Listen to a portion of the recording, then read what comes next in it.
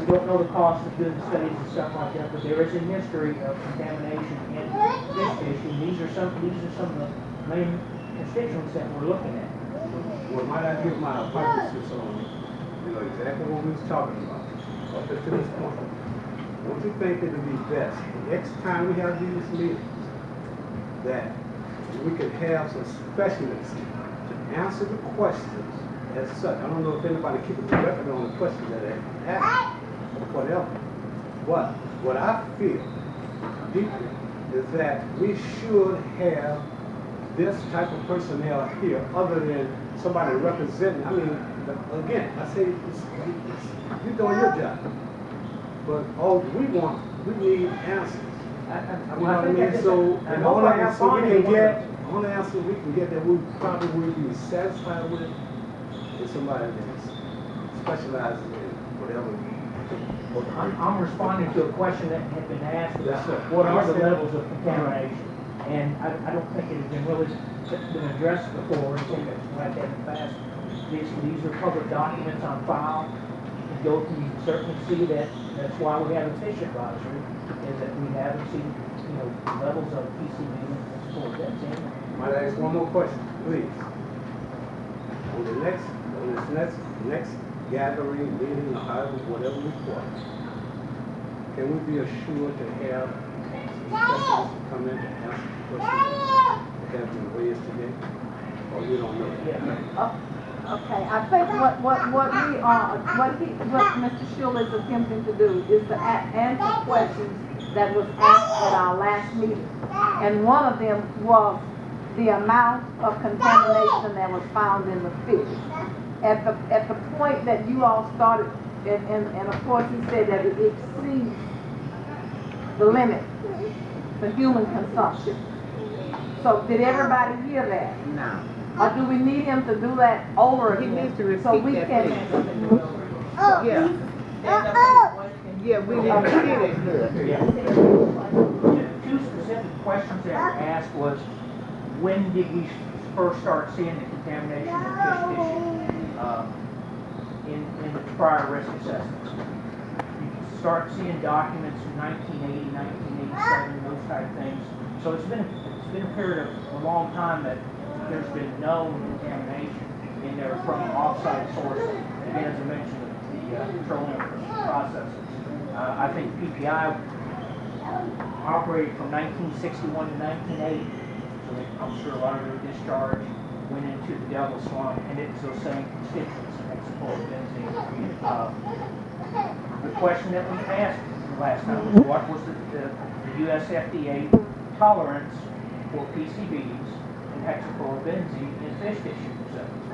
The U.S. FDA has set a tolerance, correct me if I'm wrong, I think it is 2 parts.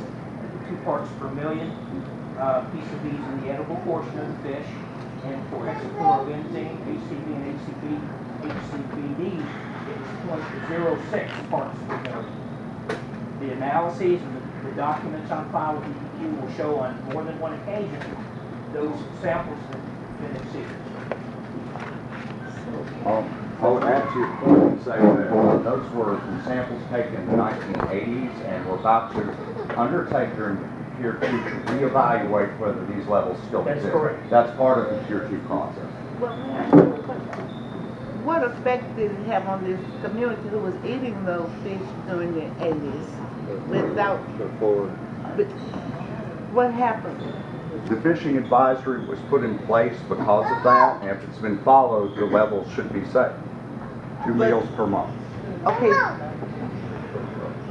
It was contamination in the fish in the 80s. Is that what we're saying? Well, the first documents that was able to start looking at was 1980, and I think in 1987 was when we saw some of the levels that had exceeded those portions of the fish.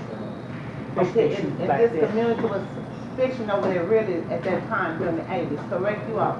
Yes. So what do someone, who's going to say something about what has happened in the past, why EPA and LDQ were doing the studies, aware of this, and the community was not informed?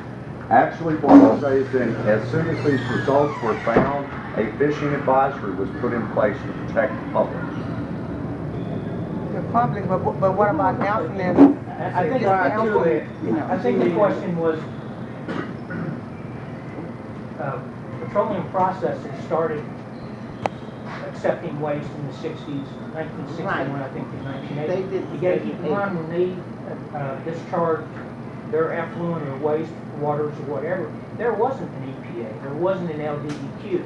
I think in the mid-70s is when we formalized the federal US EPA, and then the state agencies came on shortly thereafter. So a lot of things that were discharged into the watershed and that particular area, you know, there weren't any regulations. But even in the 80s, after it was regulations, the community was still enjoying the fish that was in that area. It was not enforced. Right, well, no, again, from the standpoint, once they did the ecological assessments and things like that, that's when they put in place but then when they put the fish advisory in place, and that's when we got to the point in time where we're at this tier 2 investigation. No, I need to ask one more question and I need to know. I need to address it to the board.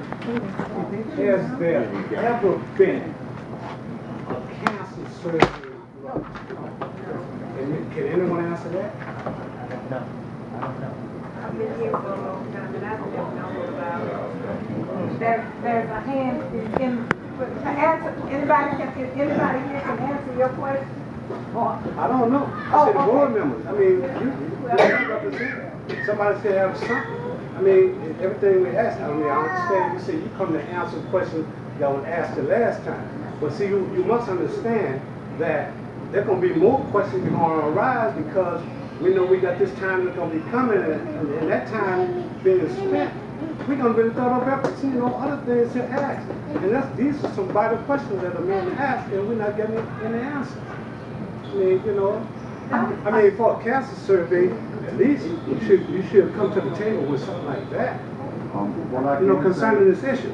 What we can say, Quinn and I were discussing, those type studies are done by the Department of Health and Hospital, and we can certainly look into that, but that's not something DEQ does. It falls under Department of Health. So you can answer that question then, is what you're telling me. It's outside of my jurisdiction. That's good.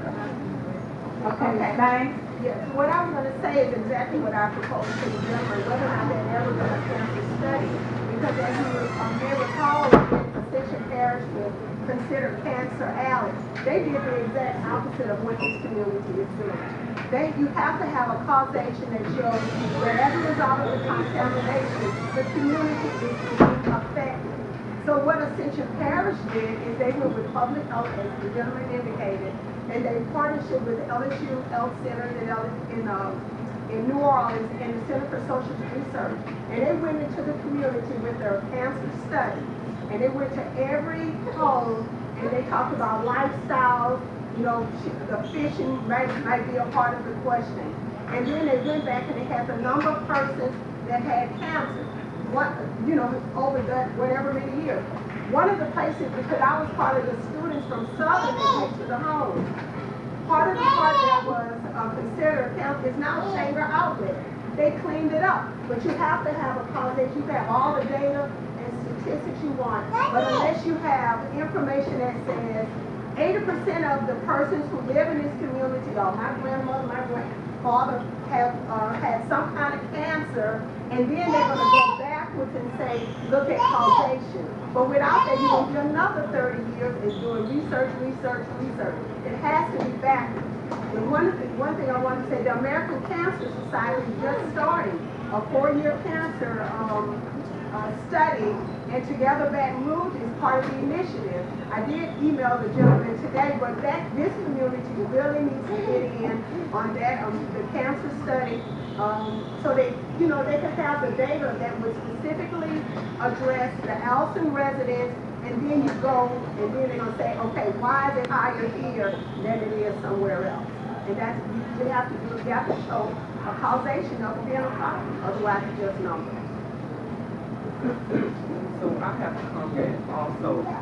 First of all, I am not certain of the role that the parties at the table play into the whole scenario. And so that would be interesting to know, and who, because I don't know everything that you need to know to get this to where you're trying to go. So who is going to protect the best interest of the community people? Who's going to protect our best interest to know that they're taking the proper step, they involving the proper parties? It's certainly not the community people, because we're not going to be able to communicate with y'all on a level that this information needs to be communicated. And so that's why it's like you're just fighting a losing battle. Well, I'm working on behalf of the community. All this data has been available for an extended period of time, and I don't think the community really went after grant dollars to hire technical advisors to do the research and look at the things, look at the history, and look at what the levels of contamination are in the fish and things like that. You have to remember, we just got to this point within the last year or so, getting EPA to enforcing the unilateral administrative order, getting the PRPs to the table to address the issues. And we have it now in black and white, where in the past we didn't. It was like he said, she said scenario. So we're still progressing, moving forward. We have one more link that we need to determine to move forward to find out what the remedial solution is going to be. So Well, that's your role. Yes, ma'am. You're going to protect the I'm interest giving of the you the community. information and working on your But behalf. what we're going to do with the information you need. What we're hoping will happen tonight before we leave here is that we get some kind of commitment from the agencies that are represented, that we be a part of the process and not the process being a part of us. This is very refreshing to see when we get this community, these people coming together like this to express their concern and things like that. Yes, this has been going on for a long time, but again, from the standpoint, it's to the point where the EPA drug the right people in, got them, and so we're moving forward. And you have every right to be here and be concerned about what's happened since the 60s up to today. But we all know that being here and being concerned and getting it to the level where it needs to be is two different scenarios. But we're moving in that direction. And that's again why we're moving towards the Tier 2 remedial investigation work plan right now. Take those levels that I talked about that we saw in the 80s and 90s and see what they are today. Excuse me. And I think that I'm pleased with, but thank you for what you're doing for this community. But you know, even the representative back there was talking about the cancer or whatever. In September of 2011, I was diagnosed with cancer. You know, and many of our other residents that's gone, and even still now, probably have cancer and don't know it, but I know it right now. I've had major surgery because of the cancer. So I can understand the frustration of the community. You know, because like I said, we get together, but we need the toxicologists. We need them now. You know, we need them now. And I want to get with you because, you know, even if the Lord want to have me as a trailblazer, because we don't need no more just studies and talking about it. We need some results. We need to be out of here if necessary to save our lives up in here. You know, this is not just something that, you know, we just take lightly. We live here. When everybody else go home, you know, at the end of the day, we're here. We're here. You know, I have many family members, many of my residents that have died already from cancer. We're known as Cancer Alley also. The Lord saw fit for me to be here, to talk about this as a live cancer person. So, Well, I certainly understand. And again, from the standpoint is that my role is to review the data as it comes in, but at the same time, try and take the technical information and explain it to you in layman's terms. okay. What the situation is, what the history has been, those type things, and then help develop some strategy moving forward. Thank you. And we are grateful for what you're doing. It sure is, it sure is. But the greatest thing would be if this community partnership with the Department of Health and Hospitals, partnership with your agency, and partnership with, who else agency that? Yes, okay. LDQ as well. EPA is who we're looking for. CDC. EPA. No, EP, that's LDQ and B. We're all DQ is. We're all DQ here. Okay then. Okay, but what we need to do is to partnership. I think we're at the level of investment. The citizens of this community is at the level of investment where we are ready to be a part of the process. And we can do that because we have a technical advisor who will be helping us go through The process. not the process, but understanding the information that is being fed to us. And being able to be a real partner at the table. Now, I would like to say that EPA doesn't, we're a partner in the same process. It's EPA's process. Federal law is being enforced in the case of Devil's Swamp. On March 13th, this letter was sent to the community by EPA, asking for your input into the same remedial investigation work plan, the Tier 2 work plan, that I was asked to review and comment on. So you're as much a partner in this as we are. You have your opportunity under the law through formal channels to review and comment. And Mr. Schuler here certainly can help you do that. He can help you take your concern through the process and be a partner to EPA just as much as I am. I got the work plan the same day you did. So everybody, does have input to it. Through the official channel. But even if they did get a letter, This if they is to, truly understand what the letter meant. right, And holistically, that's where Mr. Schuler comes in. He's your consultant to help you understand the letter EPA sent you asking for your input. So who got that letter? It was sent to Ms. Flavor. Who? Ms. Flavor. Ms. Flavor? So did you distribute, who did you? Mr. Jim, you and Mr. Schuler? What you mean distribute? I mean, that's the only people that had, Let me read this letter to the community so that you will understand that we were a recipient of a grant. Well, I'm just trying to figure out if his point is that they are trying to get the community involved. Now, if they sent that to you, which is your organization, the community, Alpha St. Lee Community Enterprise, look like something you should have relayed that to the community or somebody you're concerned. Tier 1 meeting. They are concerned. We had a Tier 1 So we meeting. did that the last meeting? Yes, we had a Tier 1 meeting. Okay. That was my question. And we had a chance to review it in detail. I just wanted to know that I wasn't eliminated. I mean, they would be the one, I was just saying about the Lincoln, but it's their information that's going to how the us will understand. They will understand. Wait just a minute. Wait.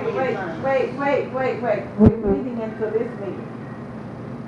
So y'all want the floor and you're asking things to sit.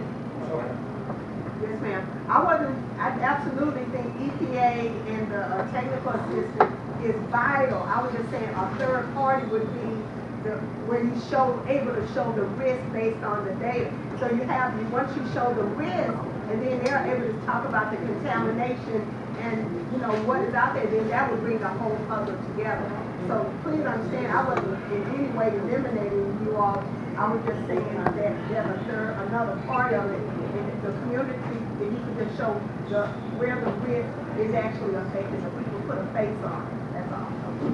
Yeah, I hope I answered your question. Yeah, we called the first meeting, and this is the second meeting. That was a result of the first meeting when we did the overview of Tier 1. We did the draft and the overview of Tier 1, which led us into Tier 2. I understand all of that, but it is vital, it is so important that people know the role you play and who you're playing it for. Simple. Because I can't as a member of this community, I can't do what you're charged to do. But I need to be assured that you is gonna be committed to what Again, you're that's why I'm charged to addressing do. a lot of those questions that the community has asked me in the past about the length of the report, how long, what kind of documents are found, what does it tell us? You know, we don't know what the levels of PCBs are. Well, it's incumbent on me to research those and tell those to you what they are. At the same time, work with DEQ and the EPA on getting these investigations put together so we can move forward with a plan. Those are some questions that were asked of me first time that we met. And so I'm trying to address Maybe I those. wasn't here, and maybe a lot of people wasn't here the first time. And, you know, even if I could have walked in the room and maybe saw some table tents, you know, with your name and who you represent, then maybe that would have cleared up some of it. But I don't know if we supposed to be posing angry questions to you, or You you have- supposed to be saying, I'm trying to do what you say. I don't know. But no, and again, please understand that the short period of time I've been involved, there's so many documents that I'm trying to review to get a handle on what this community's going through since the 60s up to today. And I'm so clear. an enormous All amount I of that. needed to know is that you I represent Yes, ma'am. me as a member of this community. And I- Because I've been here 28, 30 years myself, and I have never reviewed those documents that you're talking about, because not only did I not know they were there, you know, you don't know that you have a need to review them until somebody like this lady who lived in the community All my life. all her life and now has cancer. You don't know what you don't know. And more than 2 or 3 people didn't know She just- what's going on with it. Still, you say you had a letter, she had a letter, the whole community should have. The copy should have ran off, or you should Find a have way mailed to to the mail about it. communicate with And the- everybody in the community should have used what We have taken every But I understand your role. We've taken every precaution to give information in this community as we can